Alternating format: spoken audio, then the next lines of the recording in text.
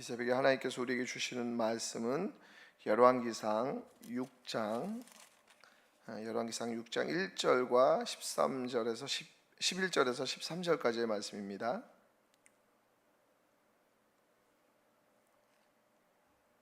열왕기상 6장 1절과 11절에서 13절까지의 말씀, 표신성경과 또 자막을 통해서 함께 하나님의 말씀 봉독하도록 하겠습니다. 이스라엘 자손이 애굽 땅에서 나온 지 480년이요 솔로몬이 이스라엘 왕이 된 지 4년 15월 곧 둘째 달에 솔로몬이 여호와를 위하여 성전 건축하기를 시작하였더라. 11절 말씀입니다. 여호와의 말씀이 솔로몬에게 임하여 이르시되 내가 지금 이 성전을 건축하니 네가 만일 내 법도를 따르며 내 율례를 행하며 내 모든 계명을 지켜 그대로 행하면 내가 네 아버지 다윗에게 한 말을 내게 확실히 이룰 것이요 내가 또한 이스라엘 자손 가운데 거하며 내 백성 이스라엘을 버리지 아니하리라 하셨더라. 아멘. 사람들이 흔히 하는 말 중에 집을 지어봐야 인생을 알 수 있다라는 그러한 말이 있습니다. 집을 지으면 10년은 늙는다라는 그런 말도 있습니다. 그만큼 집을 짓는다는 것은 많은 공을 들이고 또 노력을 기울여야 하는 작업에 틀림이 없습니다. 집을 어떻게 짓는가는 그 사람이 가지고 있는 철학과 또 관심을 보여주기 때문에 집의 외형과 또 집의 역사를 통해 건축을 한 사람을 이해하고 또 알아가는 과정이기도 합니다. 사람들이 거주하는 그러한 삶의 터전으로서의 집도 고민이 되듯이 또 교회 공동체가 함께 예배드리는 예배 공간도 잘 사용하고 또 활용하기 위해서 많은 목사님들이 또 성도님들이 관심을 기울이는 그런 부분입니다.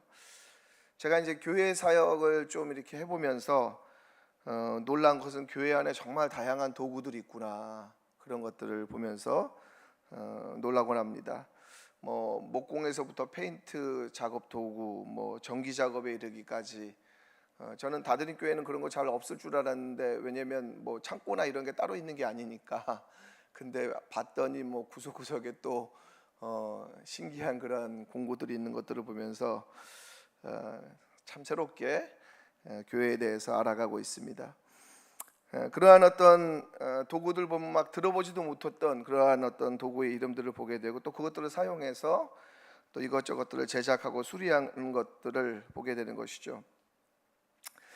사실 교회를 세워간다는 것이 관계를 세우고 또 신앙적 모임을 하는 것도 있겠지만 또 이러한 어떠한 물리적인 그런 것들을 채워가는 것들임을 배우게 됩니다. 그리고 이것을 위해서 많은 사람들의 또 도움과 나눔이 필요함을 알아가고 깨닫고 있습니다. 이 열왕기상 6장의 내용은 성전 건축에 관한 말씀입니다. 이전에 이스라엘 백성들은 광야에서 성막을 통해서 예배를 드렸습니다. 성막은 이동식 예배 처소인 거죠. 이리저리 옮겨가면서 예배를 드렸습니다. 광야 생활에서는 그렇게 그럴 수밖에 없었던 상황이었습니다. 그러나 이제 이스라엘 백성들은 방랑하지 않고 정착해서 예배를 드리려고 합니다. 솔로몬 왕은 나라를 통치하는 초기에 이 성전 건축을 시작하고 있습니다. 솔로몬의 통치 기간이 한 40년 정도 되는데 오늘 말씀 1절 말씀에 보니까 솔로몬 즉위 4년에 이 성전 건축을 시작하고, 실질적으로는 그 이전부터 이제 솔로몬이 성전 건축을 준비하고 있었던 것을 보면 솔로몬의 어떤 국정 운영에 있어서 어떤 핵심적인 그리고 방향에서 아주 중요한 것이 바로 성전 건축이었음을 우리는 알 수가 있습니다. 1절 말씀에 보니까 성전 건축에 대한 내용에 대한 시작을 연대기적인 배경을 언급하면서 시작하고 있습니다. 1절 말씀에 이스라엘 자손이 애굽 땅에서 나온 지 480년이라고 말씀하고 있습니다. 여러분, 이 출애굽은 이스라엘 백성에게 있어서 구원과 해방을 의미하는 아주 놀라운 그러한 사건입니다. 이스라엘 백성, 한 나라로서, 한 민족으로서 새롭게 시작하는 시작점이 바로 출애굽이었죠. 성전 건축을 우리가 이제 얘기할 때 그냥 솔로몬 몇 년에 시작했다 이렇게 언급할 수도 있지만 이스라엘 자손이 애굽 땅에서 나온 지 몇 년이라라는 이 출애굽 사건을 언급하면서 이 성전 건축에 대한 그 말씀을 연결시키는 것을 알 수가 있습니다. 그러니까 성전 건축을 출애굽과 연결시키는 것이죠. 구원과 해방으로 시작한 출애굽이 하나님을 예배하는 공간을 마련하는 성전 건축으로 이어지고 있습니다. 이것은 출애굽할 당시 모세가 바로 왕 앞에서 말했던 내용의 성취이기도 합니다. 내 백성을 보내라 그들이 나를 섬길 것이니라 라고 얘기했던 그 말씀이 이제 성취되는 것입니다. 물론 출애굽 이후에 이스라엘 백성들은 성막을 통해서 하나님을 예배하고 또 경배하는 시간을 보내기도 했지만 이제 성전을 통해서 안정적으로 하나님을 예배할 수 있게 된 것입니다.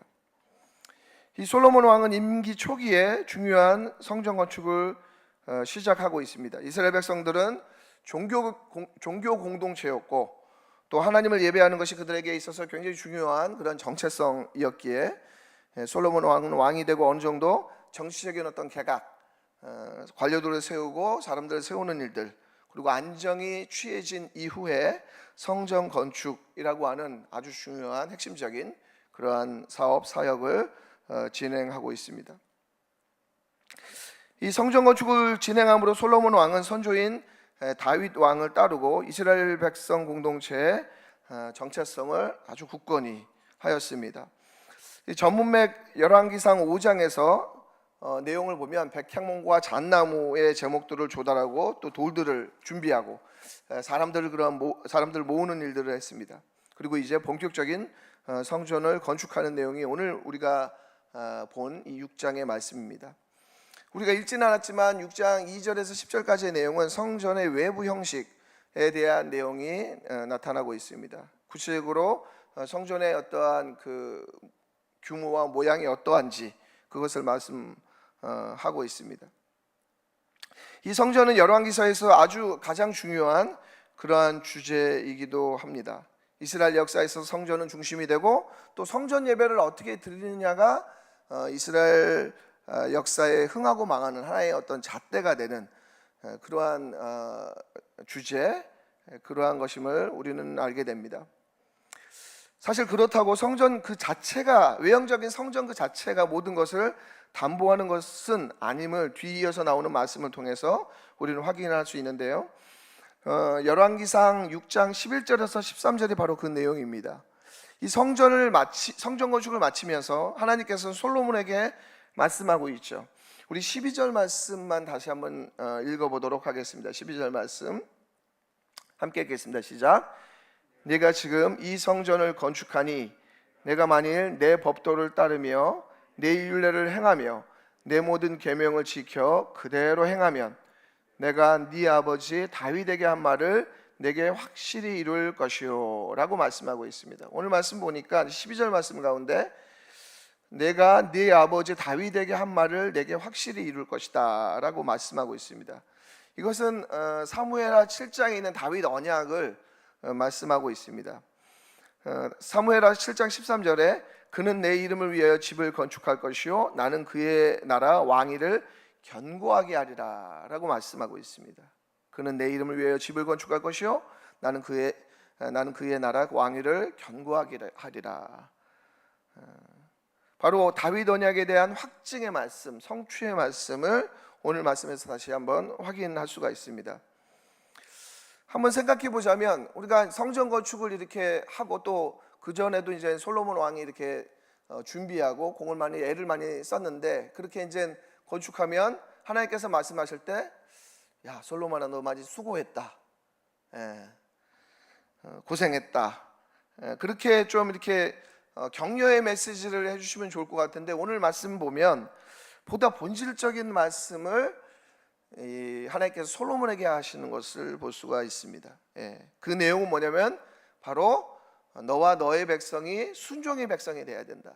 하나님의 통치를 받는 백성이 되어야 함을 하나님께서는 다시 이 솔로몬에게 말씀하고 있습니다.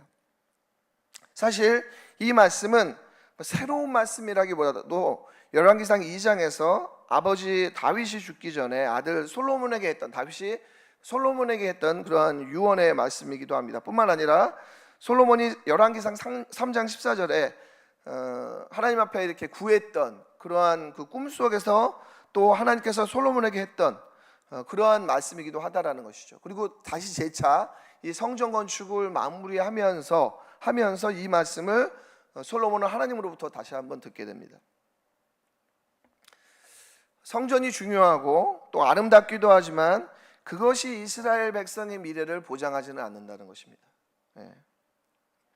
성전보다 앞서는 것은 바로 하나님의 임재와 은총이며, 성전보다 더 중요한 것은 하나님 나라 백성의 순종의 삶임을 말씀하고 있습니다. 하나님의 백성이 하나님의 통치에서 벗어날 때 성전의 의미는 상실됨을 하나님께서는 말씀하고 있습니다. 어떤 건물이나 제도, 체제, 그것이 구원을 보증하지 않음을 말씀하고 있습니다. 이 열왕기 저자는 열왕기서에서 가장 중요하면서도 밝은, 어떤 면에서는 정점이라고 할 수 있는 성전 건축에 대한 말씀을 하면서 동시에 순종의 삶을 살지 않을 때 겪게 될 어떤 미래의 어두운 전망, 비극적인 전조에 대해서 말씀하고 있습니다.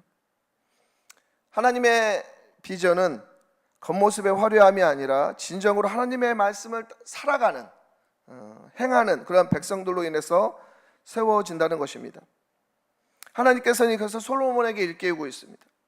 다시 한번 주님은 솔로몬의 성공이, 바로 이스라엘의 성공이 언약에 대한 신실함에 있음을 말씀하고 있습니다. 하나님의 말씀에 순종할 때만 성전은 비로소 영원한 의미를 지니게 될 수 있습니다. 불순종의 삶의 방식을 취할 때 세워진 그 왕도, 또 아름다운 성전도 언제든지 버려지고 또 교체될 수 있음을 말씀하고 있습니다. 그것은 열왕기서와 이후의 이스라엘의 어떤 역사 속에서 실제로 벌어졌고 또 반복되어졌던 그런 모습이기도 합니다.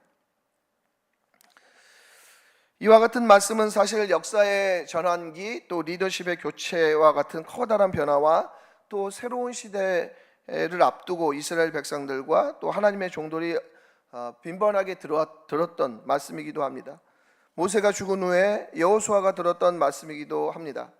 여호수아서 1장 8절 말씀에 이 율법책을 내 입에서 떠나지 말게 하며 주야로 그것을 묵상하여 그 앞에 기록된 대로 다 지켜 행하라. 그리하면 내 길이 평탄하게 될 것이며 내가 형통하리라 라고 말씀하고 있습니다.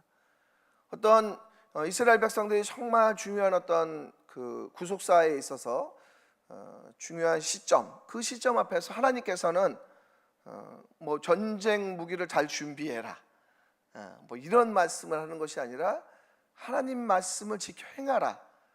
어떤 면에서는 너무 단순하고 늘 들어왔던 그런 말씀이기도 한 아주 기본 중에 기본, 본질 중에 본질, 그 말씀을 하고 있다는 것입니다. 신약 성경은 성전의 이미지가 새롭게 채워지는 것을 알 수가 있습니다. 그것은 바로 우리가 성전이라는 것입니다.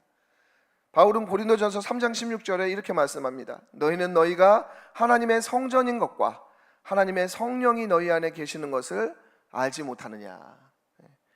고린도후서 6장에서도 우리는 살아계신 하나님의 성전이라고 말씀합니다. 우리가 이 시대 가운데 성전을 건축한다는 것이 어떤 의미일까? 라고 생각할 때 그것은 바로 우리가 하나님의 통치를 받는 하나님의 백성이 되는 것, 하나님의 임재가 거하는 성전이 되는 것, 그 정체성을 깊이 묵상하고 그러한 삶을 살아가는 것, 그것이 바로 진정한 의미의 성전 건축이 될 것입니다. 우리가 하나님의 통치를 받기 위해서는 하나님의 말씀이 우리 가운데 풍성히 채워져야 합니다. 혼란스럽고 복잡한 시대 속에서 여전히 말씀이라고 하는 텍스트는 우리의 삶의 이정표고 나침판이며 또한 양식이 됩니다. 모든 것이 해체되고 상대화되는 시대의 흐름 속에서도 말씀이라는 텍스트는 상황이라는 컨텍스트를 분별하고 해석하는 그러한 기준이 됩니다. 하나님께서는 우리 자신이 온전한 성전으로 세워지기를 원하십니다. 이 다드림 교회가 그러한 어떤 아름다운 성전으로 세워지기를 원하십니다. 바라기는 저와 여러분이 참된 예배를 드리는 진정한 성전이 되기를 원합니다. 예수님의 가르침을 따라 일상 가운데 공의와 은총을 실천하는 참 백성, 참 제자가 되기를 원합니다. 오늘 하루도 하나님의 통치를 받는, 하나님의 인도하심을 따라가는 다드림의 모든 성도님들이 되기를 기도합니다. 오늘 합심 기도 함께 하시고 이후에 개인적으로 기도하는 시간을 갖도록 하겠습니다. 함께 기도합니다. 주님, 저희는 예수님이 가르쳐 주신 길을 따르지 않고 다른 길을 걸어갈 때가 많습니다. 염려와 불안 속에 길을 잃고 낙심과 좌절 가운데 삶이 무너지곤 합니다. 오늘도 주님의 사랑의 음성을 듣고 두려움에서 벗어나 타인과 세상을 향한 자비의 마음을 갖게 하여 주시옵소서. 다드림교회 모든 성도들이 하나님의 통치를 받는 삶을 살게 하여 주시옵소서. 사람을 의식하는 삶에서 벗어나 하나님의 부르심을 따라 성실과 정직함으로 일상을 살게 하여 주시옵소서. 소그룹을 통해 친밀한 관계를 누리고 그리스도의 몸으로 연합하는 기쁨을 얻게 하여 주시옵소서. 예수 그리스도의 이름으로 기도합니다. 아멘.